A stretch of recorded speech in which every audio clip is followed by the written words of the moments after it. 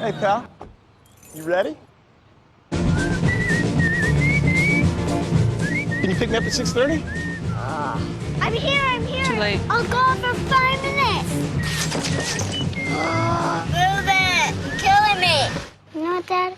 I'm good. It may be quite a while before he's ready, but our Subaru Legacy will be waiting for him. It's not just a sedan, it's a Subaru. University Subaru. No way, Troy!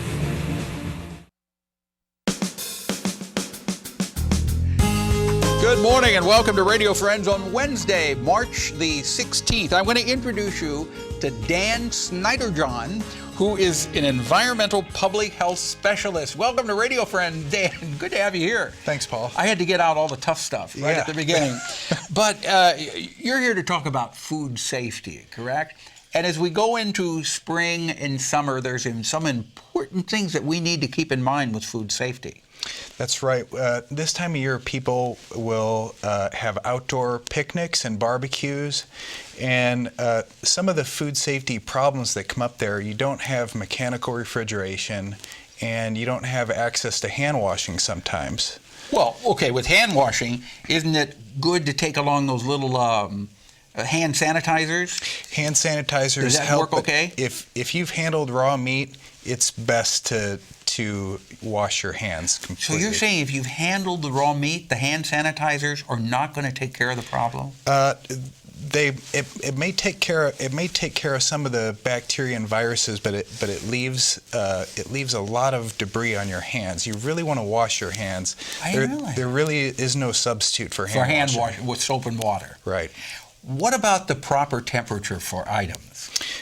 You want to keep your cold foods at 41 degrees or below, and a lot of people will set foods out on a table for service, and I'd encourage you to keep the cold food cold by putting some ice around it. Mm-hmm. Take a larger Tupperware and put a bunch of ice in there and stick your dip or whatever you have that you want to keep cold in there. That's good to do that, but a lot of people don't do that. Right, and they're taking a risk.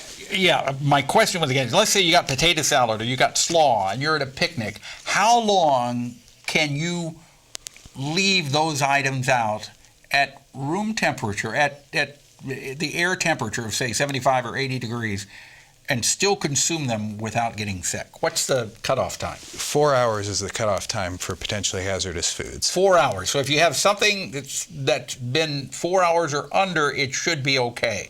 But over that period, no good.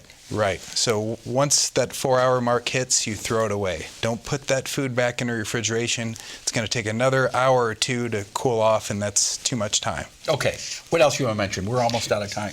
Something else we see in the springtime are people get salmonella from having live chicks at home and ducklings. Mm-hmm. Oh, for Easter. Uh-huh. A lot of times people will give a little chickie or a little duck for Easter. And if they're in the house or even in the yard, the droppings can cause the illness? Well, children under 5 shouldn't handle them at all. And everybody else that handles them should wash their hands thoroughly afterwards. Okay. And shouldn't let them in the house? Yeah, don't let them in the house. Okay. All right. If people want more information about this, is there a website or a phone number they could call?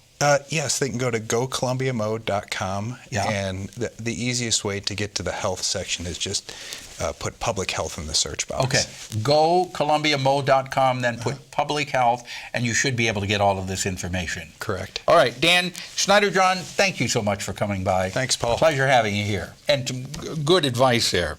Now, I want to introduce you to Sarah Grimm, who is the CEO of Welcome Home, and my friend Shelly Silvey. Shelly is a good friend of Welcome Home. Yes. Explain what Welcome Home is. Welcome Home is a transitional living facility and an emergency shelter for homeless veterans in the mid-Missouri area. We've been around since 1992, and we serve an average of 11 homeless male veterans a day. 11? Yeah. A day. Right. Now, is this a facility where they can come and stay for an amount of time? They typically stay about 6 months. We provide food, shelter, clothing, training to some degree, help with their medical benefits, and we help them get transportation to jobs and also to medical clinic appointments. And you know, when you think about veterans who have given so much of their life of their life. To be homeless, it's shameful. Right. We always like to tell people that before they were homeless, they were veterans, and the country deserves to help them get back to being vibrant, have housing, have permanent stability in their lives so they can function and have a great life. Exactly. Shelley, how do you fit into this? Well, I have always been a great supporter of our veterans and have been just an admirer of what they have done for our country. And so what I am here to promote is a great cause.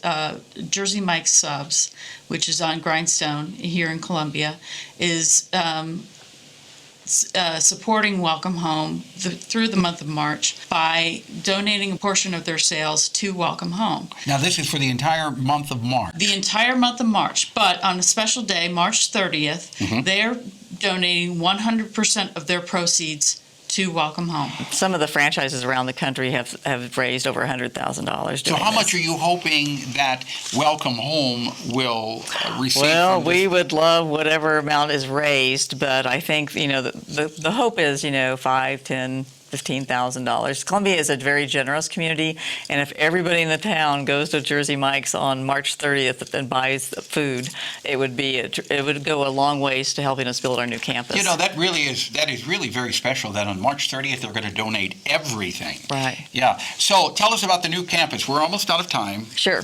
We're building a 32-room transitional living facility at Patriot at a campus for veterans.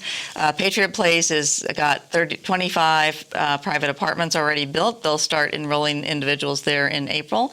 Our campus project will be built hopefully starting in June and hopefully done the following June. Okay, and this is for homeless veterans. If people want to make a donation or help out, is there a website? NoOneLeftBehind.com. Sarah, thank you so much for coming by. And Shelley, always a pleasure seeing you here. We go back many, many years together there. All right, we're out of time for today. Tomorrow, singer, songwriter, storyteller Larry Brown will be with us. Our program directed by Travis McMillan of the Reynolds Journalism Institute. Audio is Trevor Harris from KBIA. Our flow director, Ariel Sierra. And our assistant producer and guest coordinator, Uncle James Mauser. Drop me an email, pepperp@missouri.edu. Bye-bye.